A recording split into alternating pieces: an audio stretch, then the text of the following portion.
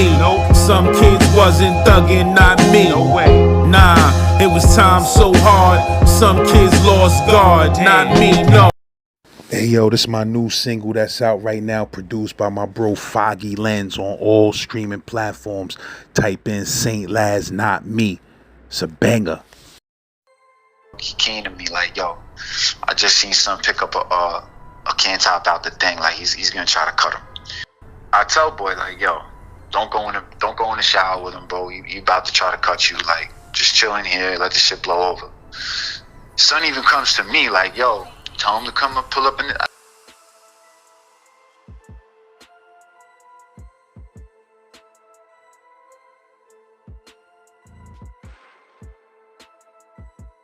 I got two more stories that are about the same person in two different jails though. How I met this person and how I left when I finally left this person. And so I'm gonna put his name out as 300, right? That's not how I met him. I met him with his government, but he didn't have an alias yet. He got the name 300 because he had ended up with 300 days in the box at some point after I had left him at Marcy. But when I met him at Marcy and I first pulled into my dorm, there's like 6 homies in the bathroom just slapping boy. Pap, pap, you gonna have my money? You give my bread? Pap. Right? I'm just taking a leak, minding my business. So when they leave, he pull up on me like, yo, Ghost, what am I supposed to do? This, that. Man, what you talking about? Nigga, they already hitting you. You might as well just snuff them. They already putting hands on you. Like, do you owe them money or are they extorting? Well, I owe one of them money, but then they say I need more money. I'm like, oh, all right. So that's how I met him, right? Then I find out that an 88 on the compound was trying to extort him. He had owed him like a legit half a strip. And son's like, nah, you owe me 2.5. And this is around the time that he came to me like, yo, you think you could talk to him for me? This and that. I said, yeah, but not for free. So now me and him come up with an arrangement. I'm gonna hold him down and he's gonna make sure I'm straight. So I square away that whole situation. He ends up paying what he owes. Now, fast forward to he gets keep locked, and I've been with him for like 4 or 5 months at this time, but he gets keep locked, so he can't go to the yard. So son in the house is killing him. Like, if you can get 3 for $1 in the yard, he's giving him, $50 for for a half a strip in the crib.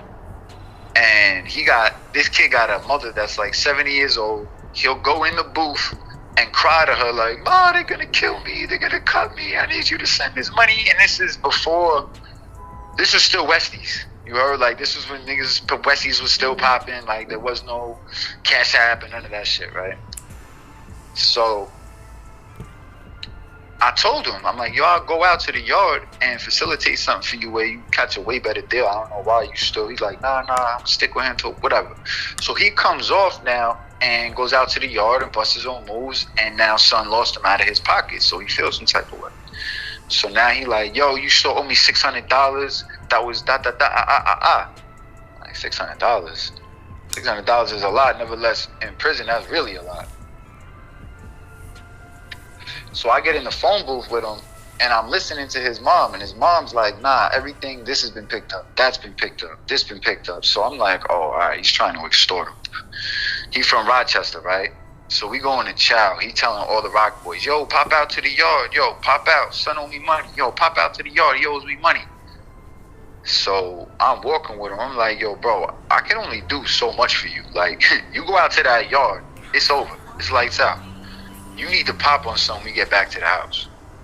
He's like, he's not built like that. He's not that type of person, but he's actually got size to him. Like, he could defend himself if he just had the heart to do so, right? So I'm telling him, like, yo, you can't let him form on you like that. You got to take care of this. We go back from chow. So we come back from chow, and the kid is still taking him up. He's talking, yo, you a crackhead, you fiend. He's clowning him. You wait till we get to the yard. He's just talking crazy. Son gets on the phone, I guess, with his girl, the wife at the time. And I guess she gave him permission if he had to go to the box. So he comes to me like, my wife said it's all right. I said, good. I'm glad you got the go ahead.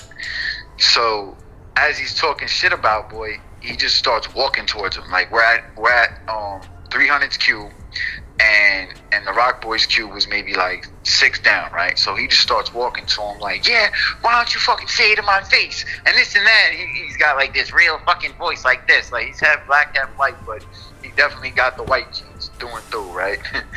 He looks green. Like he got mixed real crazy. So he pops on son, you heard? He pops on son.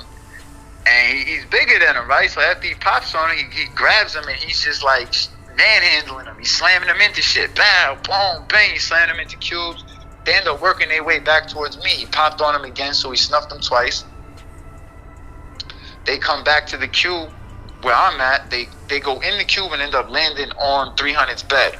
As that happens, our CO on shift comes through the door. Now, he was cool with shit like that. Like I said, as long as you ain't blow no one's face off in front of him. So we like, nah, it's good. They good, whatever. They break up. So he must have went in the bathroom and realized that the junkie, the fiend that he was just clowning in front of everybody, just gave him a cookie, right? And his pride ain't jacking it. He's pissed. He's so mad. So he's trying to tell him, like, yo, he's trying to send messages like, yo, tell him I want to talk to him in the shower. Now, when you're in a medium, at least in Marcy, I can't say all mediums, but in Marcy, they had like a recyclable pail that was for can tops. So every time you got your can, you opened it to eat, you threw the can top in the garbage pail. So they got like a whole basket full of ammunition. If you hit somebody with a can top, it's a nasty scar because when you bend it in half and hit them with it, it leaves like that gap. You know what I'm saying? It makes the 2 cuts and leaves that gap, so they can't fix that. Once they do that, they got to take that piece out. So now you just got a wide fucking scar that can't really be put back together. Yeah, and green niggas used to take those can tops and then take the toenail clipper, the heavy, big, thick toenail clipper, and clip snags in them shits. Yup. That's a fact. I forgot all about that. That's a fact. They cut teeth into it. So that shit really tear you up, bro. That shit is horrible. Them shits get the worst cuts ever. They do. That shit is horrible. So one of the white boys from Buffalo in the house, from Niagara Falls, I think he was a dirty dog. He came to me like, yo, I just seen son pick up a can top out the thing. Like he's gonna try to cut him. So I tell boy like, yo, don't go in the shower with him, bro. He about to try to cut you. Like, just chill in here, let the shit blow over. Son even comes to me like, yo, tell him to come and pull up in I say, yo, you know you're trying to cut him, bro. He's not coming in there with you. He didn't want to fight you in the first place. You heard? Like, you forced him to do that. Like, you tried to extort him. You got a cookie. Just POP, baby, hold it down. Like, fuck you did that. Now you trying to fucking, make him out to be the bad guy, bro. You forced him into that situation. You know he's not built like that, bro. He don't even want to fight nobody.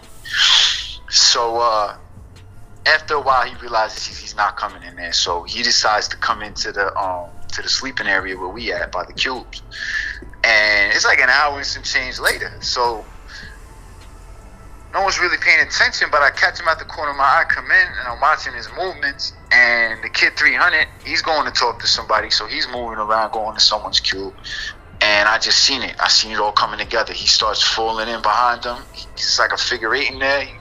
He gets behind him, and I'm watching him reach in his sweatpants, so I'm walking behind him. So his hand, he grabs the can tie. He's coming down right behind son. Wow. I catch his wrist in midair. Stop him. He turn and look at me. He like, what the fuck you doing getting involved? Fuck you mean, nigga? That's my son. You know that, bro. I can't just let you shoot him from behind. What, you bugging the fuck out? So now he looking at me like he want to shoot me. Like, all right, so what's up? Like, I'm not really trying to get hit by a can top, but he also knows, like, unfortunately, it's the politics. You hit me, it's over. Nigga. Like, it's lit for you. So he ends up getting we looked at each other, a little stare. He turns around, and now he's becomes comical, bro. Now he's chasing son through the sleeping area. They running in like a figure 8, and it's like somebody chasing you around a car. Like, you know you're never gonna get to him. You know what I'm saying? But he got this shit up in the air, chasing them around. Obviously now the CO see the shit happening, so he called everybody in. They come running in. He passed it off. He didn't get caught with it, but they kicked him out the crib. They put him into like G-Dorm or something. And that particular person actually ended up getting into a fight on the walkway with some. Maybe that's why he wanted that bread. He ended up getting into a fight with someone on the walkway like a week later and ended up leaving the jail. Maybe he owed somebody we didn't know about. I don't know.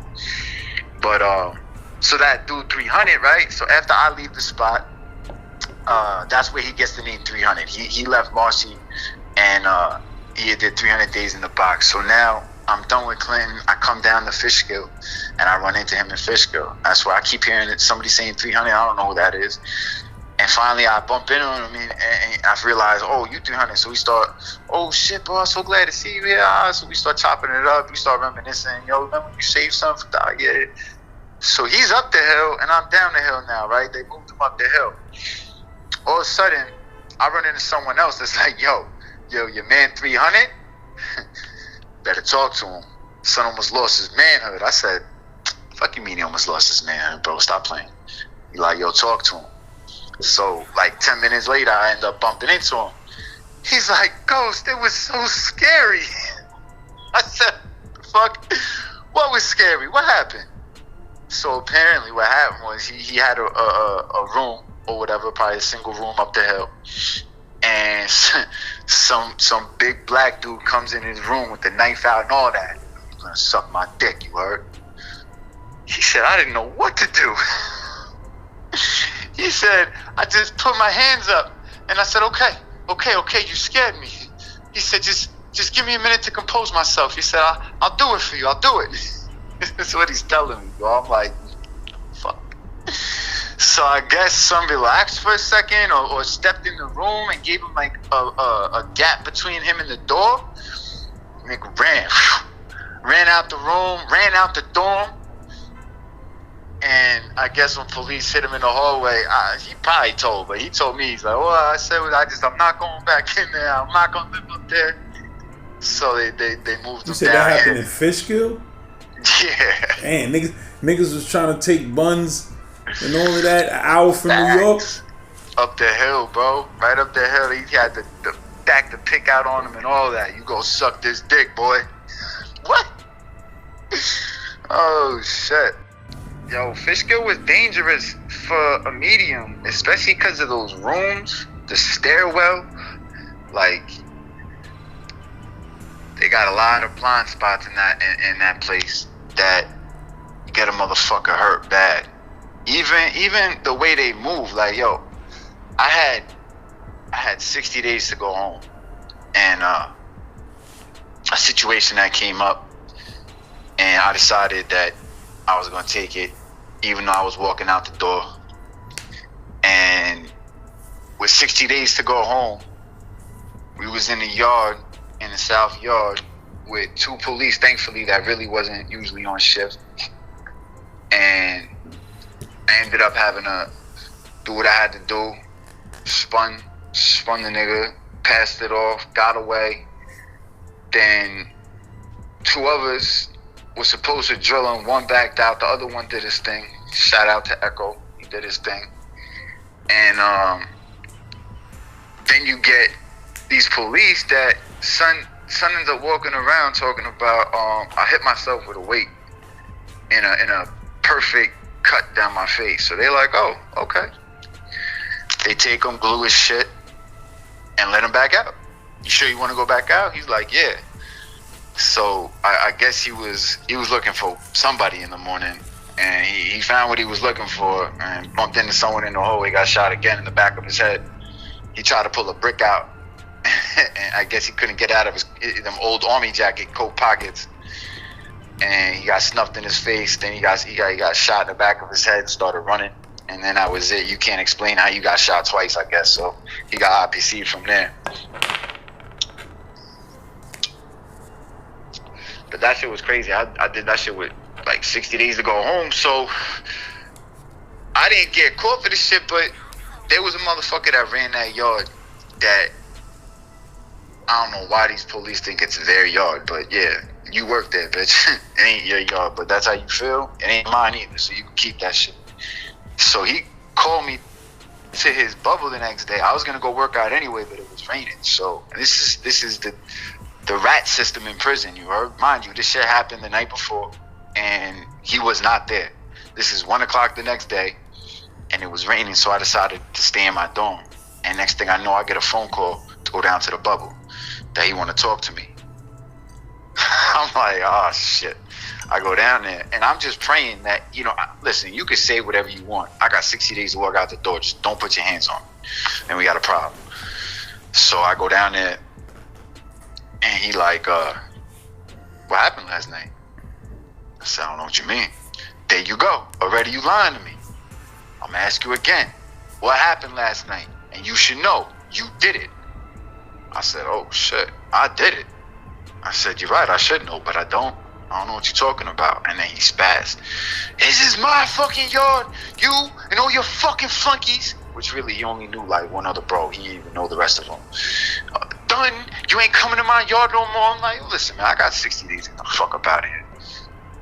I don't care about none of that shit. This is my yard. Like on some like Denzel King Kong shit from Training Day. I'm not even saying nothing at this point. I'm just looking straight ahead. Finally, he said something else. I wanted to say, like, yo, no disrespect, but, like, you wasn't even here, bro. It's about as respectful as it gets. You know how this shit goes. No disrespect. He started tweaking again. Finally, I was like, yo, man. I let him get his shit off. We done? Yeah, we fucking done. I don't want to see you in this yard for the rest of the time you here. I said, all right. That was it. That fucked up my workout shit because, they only got the weights in the south yard. In the north yard, they barely even call the north yard, and if they do, it's just pull-up bars and push-ups and dips. So for the last 60 days before I went home, it might have fucked up my schedule, but at least I ain't get jammed up for it. That was the most important part.